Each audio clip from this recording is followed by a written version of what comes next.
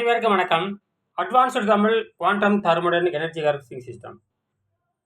பாருங்க, 6 மின்கலங்கள் எல்லாமே பீட்டா டிகே மின்கலங்கள். This is beta decay nuclear weak force system. இது அணுக்கரு நழுந்த விசையை பயன்படுத்தி இது அத்தனையும் 6 நியூக்ளியர் பிளான்ட் இருக்குது. 1 2 3 4 5 6. இது பார்த்தீங்கன்னா தண்ணி மேலே ஊற்றுறோம், ஒன்றும் ஆகாது. இங்கே பாருங்க, தண்ணியே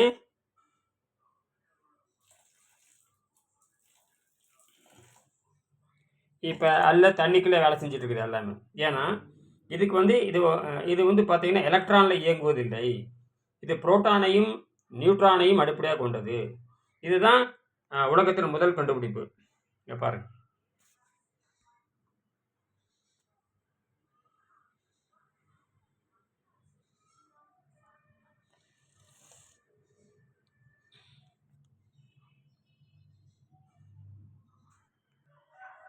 இப்போ நான் தண்ணியை திறந்து விட்றேன் பாருங்க. இங்கே பாருங்க, பைப் இருக்குது. தண்ணி திறந்து விட அப்படியே மேலே ஊற்றிட்டே இருக்கும் பாருங்க. ஒன்றும் ஆகலை, ஒன்றும் ஆகாதுங்கிறத விஷயம் பாருங்க.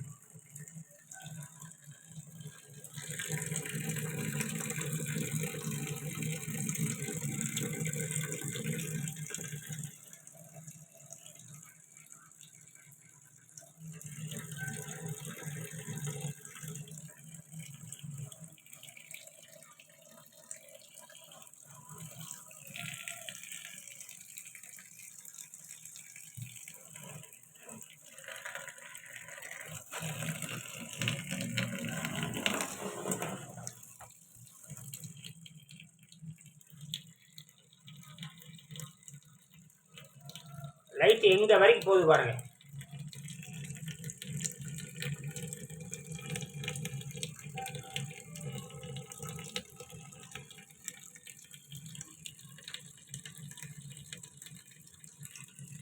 இதுதான் லேட்டஸ்ட்டு, இதுதான் புதுமையான நியூட்ரோ புரோட்டா போசான் சிட்டின்னு சொல்லுவாங்க. Neutro city, proto city, neutron city.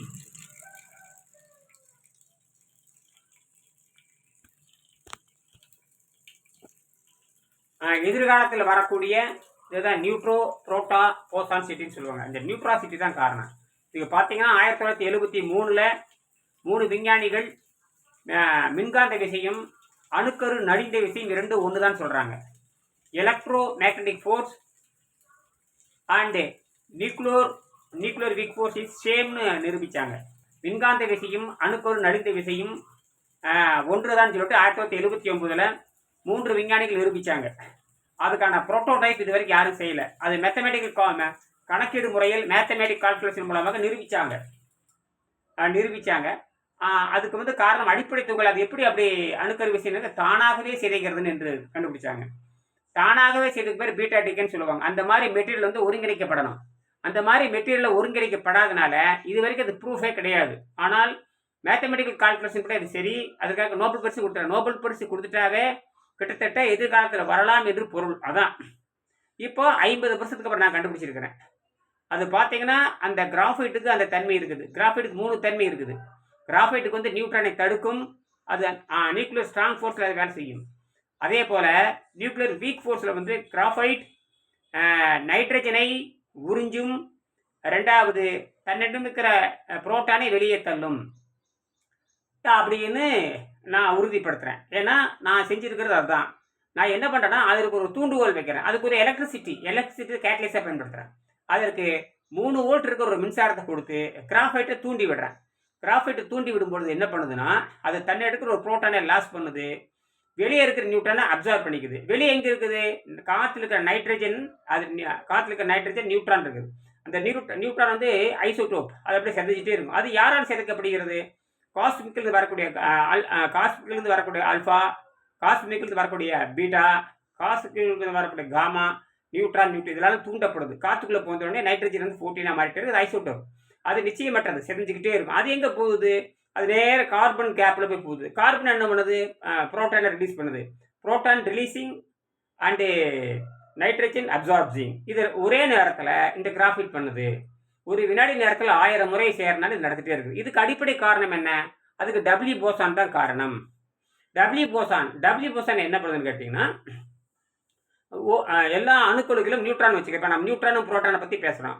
எல்லா நியூட்ரானுக்குள்ளும் என்ன இருக்கும்? குவார்க்குன்னு ஒன்று இருக்கும். எல்லா நியூட்ரானுக்குள்ள டபிள்யூ போசான் இருக்கும். எல்லா நியூட்ரானுக்குள்ள ஜெட் போசான் இருக்கும். எல்லா நியூட்ரானுக்குள்ள ஹெச் போசான் இருக்கும். எல்லா நியூட்ரானுக்குள்ள குவார்க் இருக்கும். பார்த்தீங்களா? இந்த குவார்க் என்ன பண்ணும்னா, நியூட்ரான் இருக்கிற அந்த ஒரு அப்பு 2 டவுன் இருக்கும்.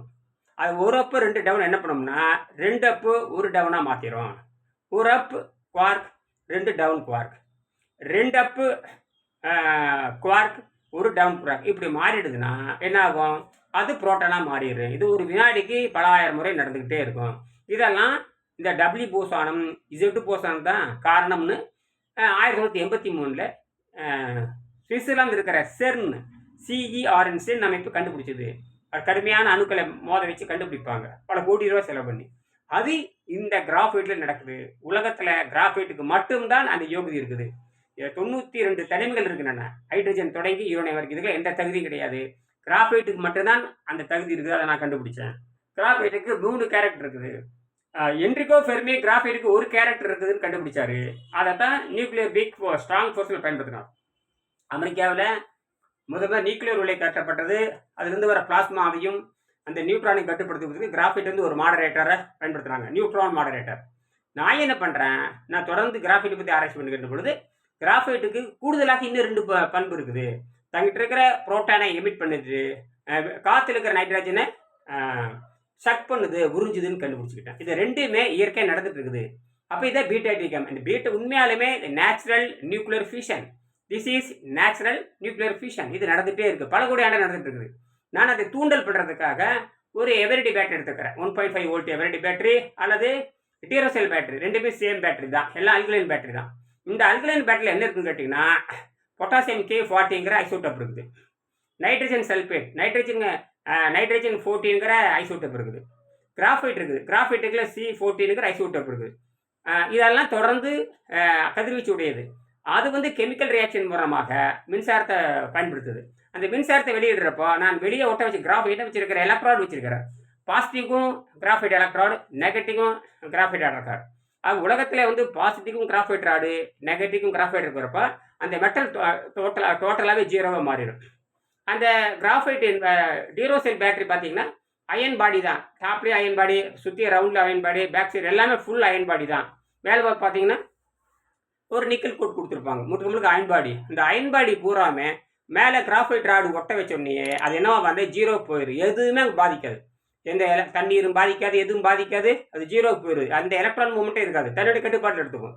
கிராஃபைட் தன் கட்டுப்பாட்டில் எடுத்த உடனே உள்ளே இருக்கிற அந்த கெமிக்கல் ரேடியேஷனை வாங்கிட்டு வெளியே இருக்கிற நைட்ரஜனை தொடர்ந்து புரிஞ்சு அப்சர்வ் பண்ணிகிட்டே இருக்குது. அப்போ என்னதுன்னு கேட்டிங்கன்னா, ஒரு சாதாரண ஒரு பேட்டரி வந்து 6 நாள் எரிய வேண்டியது நான் 180 நாள் எரிய வச்சிருக்கிறேன். ஒரு சாதாரணமாக ஒரு டீரோசெல் பேட்டரி வந்து 6 ஆம்பியர் தான் இருக்கும். ஆனால் நான் ஒயிட் எல்இடி மட்டும் 2 double LED white 3mm LED வந்து கிட்டத்தட்ட 40லேருந்து 50 நாள் வரைக்கும் எரிய வச்சிருக்கிறேன். அதுலேயே 50 ஆம்பியர் வந்தாச்சு. ஆனால் பேட்டரியில் இருக்கிறத வெறும் 6 ஆம்பியர் தான். எப்படி வரும்? அதுக்கப்புறம் 50 நாள் பச்சை எல்இடி எரிய வச்சேன். மொத்தம் 3 வோல்ட் இருக்கும். அந்த 2.2 வோல்ட் வர்ற வரைக்கும் 2.2 வோல்ட் வர்றதுக்கு கிட்டத்தட்ட 140 நாட்கள் ஆகிவிட்டன. அதில் பெரும்பாலும் வெள்ளையே வந்து 50 நாள் 60 நாள் ஆயிடுச்சு. அதற்கப்புறம் பச்சை எல்இடி டபுள் எல்இடி வந்து அதில் ஒரு 60 நாள். இப்படி பார்த்தீங்கன்னா எக்கச்சக்கமாக என்ன வருது, அணு சிதைவுகின்ற பொழுது அது அணு சிதைவு தானாகவே சிதைந்தால் natural nuclear fusion is like called as a nuclear weak force அப்படின்னு சொல்கிறாங்க. செயற்கையை செஞ்சால் நியூக்ளியர் ஸ்ட்ராங் ஃபோர்ஸுங்கிற, artificially called nuclear strong force, naturally called nuclear weak force. 2 ஒன்று தான். நீங்கள் நியூக்ளியர் ஸ்ட்ராங் ஃபோர்ஸ்லையும் நியூட்ரானையும் புரோட்டானையும் பழப்பாங்க. இங்கே நியூக்ளியர் வீக் ஃபோர்ஸில் வந்து இங்கே கிராஃபைட்டில் தனியாக புரோட்டான் இருக்குது, காற்று நைட்ரஜனில் தனியாக நியூட்ரான் இருக்குது. 2 இயற்கையாகவே பிரிஞ்சிருக்குது. ஆனால் 2 ஐசோட்டாப்பாக இருக்குது. 2 வினாடிக்கு 1000 தடவை நடக்கிறப்ப உங்களுக்கு என்ன ஃபோட்டான் ரிலீஸ் ஆகிட்டே இருக்குது. இது காமா ஃபோட்டான். காமா ஃபோட்டான் எங்கிருந்து வருது? அந்த நியூக்ளியஸ் அந்த நடுவிலிருந்து கருவிலிருந்து காமா ஃபோட்டான் ரிலீஸ் ஆகுது, குளிர் மின்சாரம். அது பார்த்தீங்கன்னா ஸ்பேஸ் சியான்பாங்க. இந்த குளிர் மின்சாரம் வெளியே வருது, எந்த சாவும் ஏற்படாது. 1,00,00,000 வோல்ட் வந்தாலும் மனுஷனை சாகடிக்காது. ஏன்னா புரோட்டானும் நியூட்ரான் தான் உயிரின் அடிப்படை. புரோட்டானும் நியூட்ரான் தான் பிசிக்ஸின் அடிப்படை. புரோட்டானும் நியூட்ரான் தான் கெமிஸ்ட்ரி அடிப்படை. புரோட்டானும் நியூட்ரான் தான் ஜுவாலஜிக்கு அடிப்படை. புரோட்டானும் நியூட்ரான் தான் மெக்கானிக்கல் அடிப்படை என்று புரிந்து கொள்ள வேண்டும்.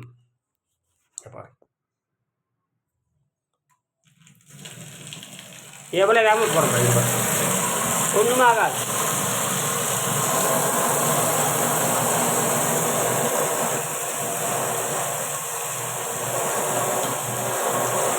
இதை விட நிரூபிக்கவே முடியாது. இது பாருங்க,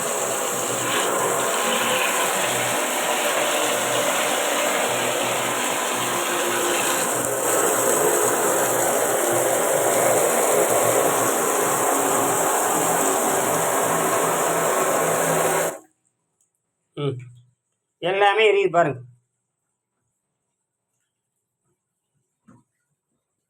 ஒன்றுமே ஆகலை. எவ்வளோ தண்ணி நிற்கிது பாருங்க, ஒன்றும் ஆகலை. நன்றி.